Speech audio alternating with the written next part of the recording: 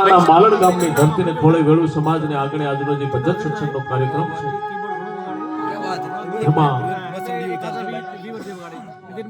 એમ કહેવાય છે કે 4 અક્ષર નારાયણનું નામ 4 અક્ષરનું છે, કૃષ્ણનું નામ 2 અક્ષરનું છે, રામનું નામ 2 અક્ષરનું છે, પણ તમામ તત્વનો જેની મારી પાસે સમાવેશ થઈ જતો હોય અને જગતના તમામે તમામ તત્વ એની મારી પાસે ભળી જતા હોય અને અખિલ બ્રહ્માંડની આખા ઈંડને એમ કહે છે કે ઉત્પન્ન કરવા વાળી જો જગદંબા હોય તો કે જોતે પલંબા જગતી જંબા યાદ જંબા ઈશ્વરી વંદન જલંબા ચંદ બંબા તેજ બંબા કરિયો તો તાકવીર હક બજ ડાક બંબણી જગમાય પર ચોડી ઠ રાશી આવડ રમણી એવી માના કાર્યક્રમમાં માના સાનિધ્યમાં આજનો જે કાર્યક્રમ છે ને કે માનો છે,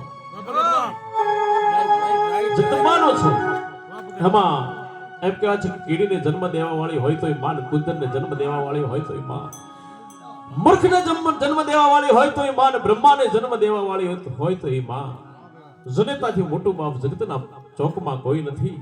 એટલે કવિ તો માં વિશે ઘણી વાતો કરે છે. કવિ તો એમ કે છે કે હતું રાઘવને હૃદય જબર જનની કેરું જોર, એથી એને માતાને ન કરી મોર કર્યો પિતાને કાગડા. પરમ કૃપાળુ પરમાત્મા અખિલ બ્રહ્માંડનો નાથ જે રામચંદ્ર ભગવાન છે એમ કહેવાય છે કે એને જનેતાના ઉપર બાપ અનહદ પ્રેમ હતો. એટલે રામના વિયોગમાં દશરથને પહેલા જગતના ચોકને છોડીને વ્યુ જવું પડ્યું હતું, પણ માતા કૈકેયી જગતને નહોતું છોડ્યું. માનું આ વિરુદ્ધ છે, માનું આ તત્વ છે. જ્યારે મહારાજા શિવાજી છત્રપતિ એમ કહેવાય છે કે પોતાની જનેતા છેલ્લી પથારીએ પડી હોય, શિવાજી છત્રપતિની મહારાજા શિવાજી માની પડખે બેઠા હોય, શિવાજીની આંખમાંથી દડ દડ દડ સ્ફટિક મણીની માળા તૂટી ગયો અને એક એક મોતીડું ધરતી માથે પડતો એમ ઠમ ઠમ ઠમ મોતીડા પડે છે.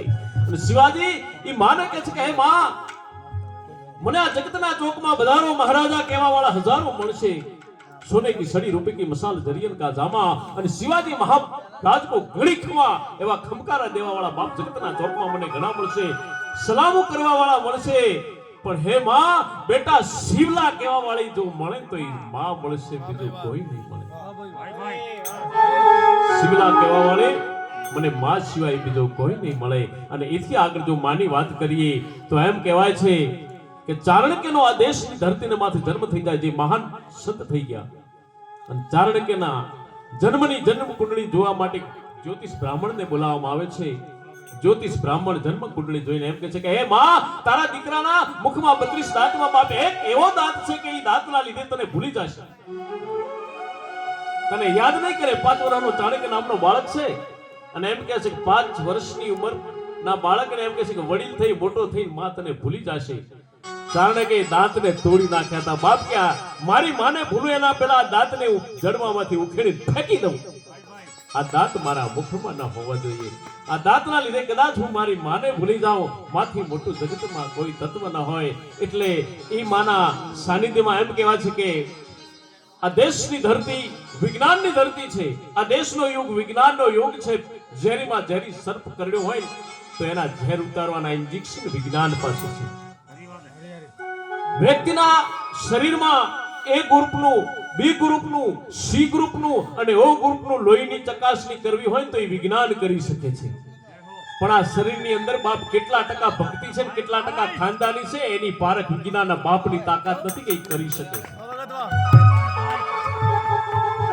એટલે કવિ તો લખે છે કે વિજ્ઞાન એની ચકાસણી ન કરી શકે. વર્ષમાં 360 રાતો આવે પણ આજની મેઘલી ભાગીરથી રાત પરમાત્માના ચોપડે લખાઈ જશે. જે માના યાદમાં જેના એમ કહેવાય છે કે શ્રદ્ધાંજલિના કાર્યક્રમમાં પ્રોગ્રામ રાખ્યો છે એનો અવાજ ઈશ્વરના દરબાર સુધી જરૂર જશે. એક વ્યક્તિના શરીરમાં 213 હાડકા હોય છે.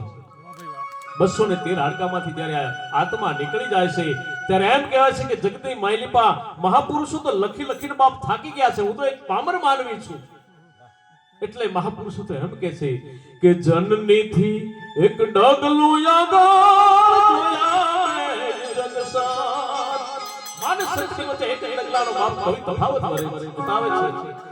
મત સુડાવે સંત જગાડે અને ભેળવી દે ભગવાન સંતોનો સ્વભાવ છે કેવો, જનદાન કો રાદેવો સંતોનો સ્વભાવ છે કેવો, સનતાન ગોદના દેવો રોતા બાળકને માથે હાથ મૂકે બાળક બાપ છાનું રહી જાય અને સંત તમને નિદ્રામાંથી નથી જગાડતો પણ ભક્તિમાંથી જગાડી અને સંતનો સંત બનાવે છે પણ એ દીકરો કદાચ કુકર્મના માર્ગે હાલતો હોય એ દીકરો કદાચ કુદૃષ્ટિની માર્ગે હાલતો હોય ત્યારે માં જગદંબા પણ બની શકે છે માં જો ધારે તો સાતમા પાતાળમાં ચોપી દે માં ધારે તો દિલ્હીની ગાદી પર બેસાડી દે અને બાપ માં ધારે તો મારા તમારા હાથમાં હાથ બેડીયું જડાવી દે અને ઈ દીકરો કુકર્મના પગથિયે ચાલતો હોય ત્યારે માં એમ કહેવાય છે કે રણ મેદાનમાં ચંડમુંડને ચપટીમાં ચોળવા માટે તૈયાર થઈ હોય ભસ્માસુરનું ભસ્મ કરવા માટે તૈયાર થઈ ગઈ હોય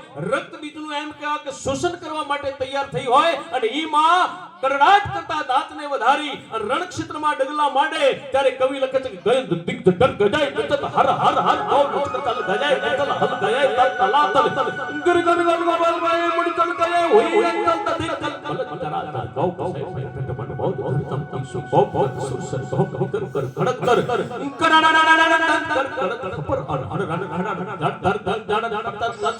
અને ઈ માં એનું મંડન કરી શકે અને બાળકને માથે હાથ ફેરવીને બાપ ચટલી આંગળી પકડીને એમ કહેવાય છે કે દિલ્હીની ગાદી માથે પણ બેહાડી શકે